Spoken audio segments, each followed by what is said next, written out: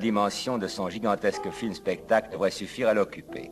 Robert Hossein, que nous retrouverons tout à l'heure, en sera le héros masculin. Quant à Angélique elle-même, marquise des anges et reine de cœur comme on sait, elle aura le joli visage de Michel Mercier.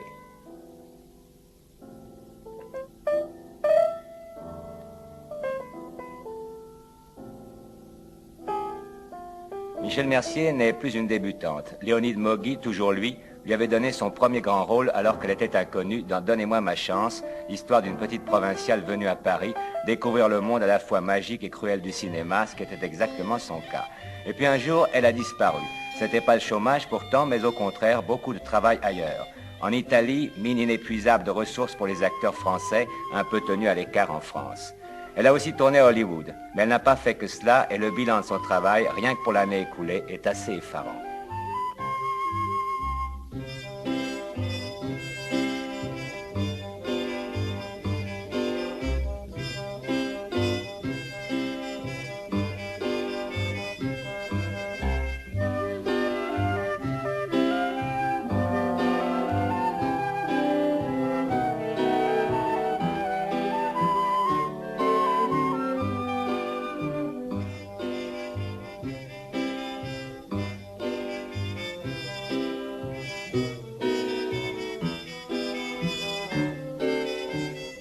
J'ai fait 8 films à sketch.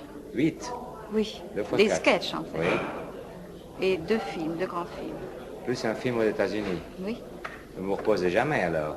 Pas beaucoup cette année. Oui.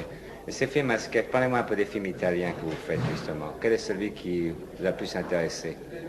Il y en a un qui m'a beaucoup amusé, c'est un film où je dois jouer le rôle d'un travesti.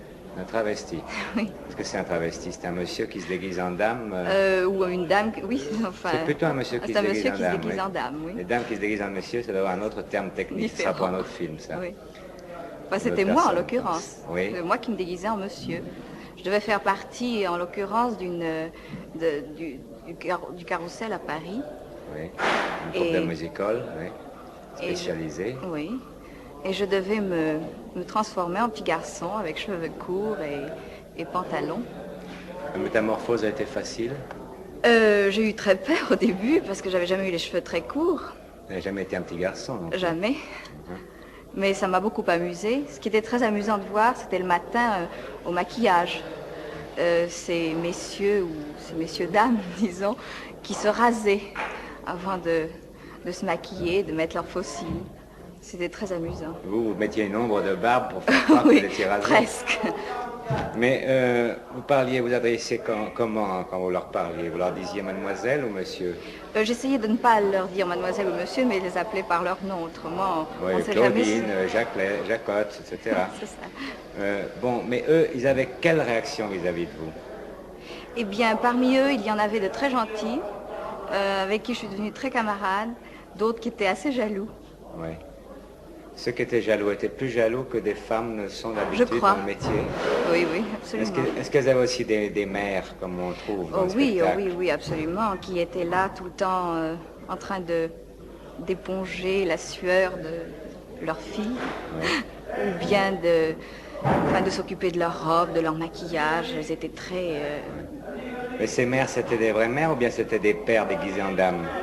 Je crois effectivement, on a découvert que parmi elles, enfin, il y en avait une qui n'était pas la mère, c'était le père. Oui. Et oui, je sais, cela fait toujours un peu de bruit quand on tourne un film sur le plateau d'à côté. Reprenons. Bon, après ça, il y a eu les États-Unis. Alors, les États-Unis, Hollywood, ça, c'est une autre aventure. Oui, c'était une aventure très difficile et très dure. Je crois que j'ai appris ce que c'était que le cinéma là-bas. À Hollywood. À Hollywood. Vous dites ça avec un air un peu accablé, parce que beaucoup de gens ont appris le métier du cinéma, mais vous, on dirait que c'est la morale du cinéma que vous avez appris là-bas. La morale est partout pareille, mais c'était très dur au point de vue... les gens n'ont pas beaucoup de sentiments, si vous voulez, au départ. C'est assez dur, ils sont très durs. Ouais. Moi, je suis arrivée un petit peu les mains vides. Je suis repartie, peut-être le couteau à la main. Enfin, parce que là-bas, c'est vraiment se battre au couteau si on veut en ressortir. Ouais. Vous tourniez avec un acteur célèbre, Bobo. Oui. Bobo est un personnage intéressant. très C'est intéressant. un grand comique. Un grand comique, un grand personnage. Il vous a pas fait rire. Comment? Il vous a pas fait rire.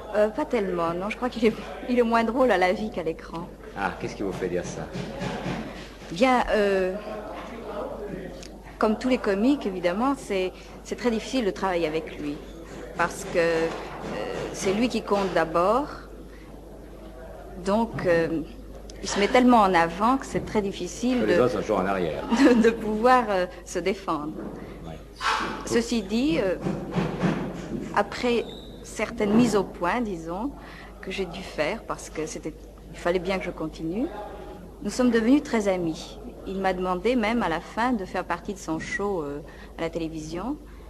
Je devais danser, chanter avec lui, donc vous voyez, tout s'est terminé très bien. Et vous pensez que les comiques sont particulièrement difficiles à vivre? Oh, à vivre, je ne sais pas, en tout Non, cas, je parle à pour un travailler, acteur, c'est pour une actrice difficile. qui travaille avec eux. Je crois que c'est plus difficile que les autres. Enfin, ça dépend, évidemment. Ouais, un monsieur qui pleure, pendant qu'il pleure, on peut toujours se mettre devant lui, il ne fait pas attention parce qu'il est aveuglé Non, par les larmes. c'est pas la question, c'est le personnage. Ouais. Aujourd'hui, avec la Marquise des Anges, vous revenez dans les studios français. Mais après avoir interprété un travesti, une prostituée bolognaise ou autre, on vous propose par conséquent un nouveau rôle d'éluré. Comment est-ce que vous expliquez que vous, qui êtes si convenable, si bien élevée, si discrète dans votre jeu et dans votre vie, on vous propose surtout des rôles de ce genre? Je n'ai vraiment aucune idée. Ça vous ennuie ou pas? Pas du tout. Au contraire, c'est le propre même d'une comédienne de pouvoir jouer tout. Ça vous venge peut-être d'une certaine pudeur naturelle que vous jugez excessive? Peut-être. Puis en tout cas, comme ça, vous pouvez montrer justement l'étendue de votre talent, et puis vous avez votre conscience pour vous. Vous dites à ces gens qui croient que je suis tellement convenable, ils vont bien voir. Mais en fait, enfin, vous laissez rêver, quoi, dans un sens et dans l'autre. C'est ce qu'il faut. Oui. Si vous pouviez choisir votre prochain rôle, ce serait quoi? Eh bien, j'aimerais beaucoup faire une comédie musicale. Oui. Depuis toujours, je rêve de faire un film de danse. Et c'est ce que je préférerais à l'heure actuelle, On ne vraiment. vous propose jamais ça. Non, pas pour le moment. Pourquoi? Je ne sais pas. On n'en fait pas en France ou bien... On n'en fait pas beaucoup en France, il faut bien le dire. En somme, ce que nous faisons en ce moment, c'est plutôt une petite annonce, quoi. Non, pas tout à fait, mais enfin... Non, j'aimerais beaucoup tourner. J'ai fait tellement de danse pendant tellement longtemps, au fond, c'est un peu le rêve de ma vie, de faire un Ça film sert de à danse. quelque chose. Oui. Il y a Jeanne Moreau qui a dit un jour, moi je ne choisis pas mes rôles, je choisis mes metteurs en scène. Qu'est-ce que vous pensez de cette phrase? Elle a raison. C'est très juste. Il faut un très bon metteur en scène. C'est effectivement le plus important. Bien sûr, il faut aussi que le rôle vous convienne. Oui, mais enfin c'est pas mal ce qu'elle a dit parce qu'en général, justement, une actrice se borne à lire son texte et elle voit à ce moment-là si elle a un rôle important ou pas. Et elle ne pense pas que la personnalité du monsieur qui finalement tourne le film est plutôt plus importante que ce qui est écrit dans l'histoire. Non, je trouve qu'elle a absolument raison. De quoi est-ce que vous êtes le plus fier quand vous pensez à votre carrière? Le plus fier dans quel sens? Celui que vous voudrez. Ben, vraiment, dites-moi. Non, soit d'un rôle, c'est d'avoir tenu le coup quand vous étiez découragé, soit je ne sais pas. Ben, je crois que simplement d'avoir continué dans la ligne que je m'étais tracée et d'être arrivé à faire la Marquise des Anges aujourd'hui. La production sera contente. C'est pas pour elle, c'est pour moi, je le dis. Et quelle est l'erreur que vous regrettez le plus d'avoir faite? Je ne peux pas dire je fais des erreurs, on en fait toujours, mais j'ai toujours fait ce que je sentais faire. J'ai toujours été au bout des choses, telles que je voulais les voir, telles que je les voyais, je les ai faites. Est-ce qu'il y a en particulier quelque chose que vous avez fait et que vous ne referiez plus? Non. Qu'est-ce que vous attendez d'un film? De l'argent, d'être connu, ou bien alors le signe qu'une femme peut être aussi indépendante qu'un homme? J'attends de l'argent, sûrement pas.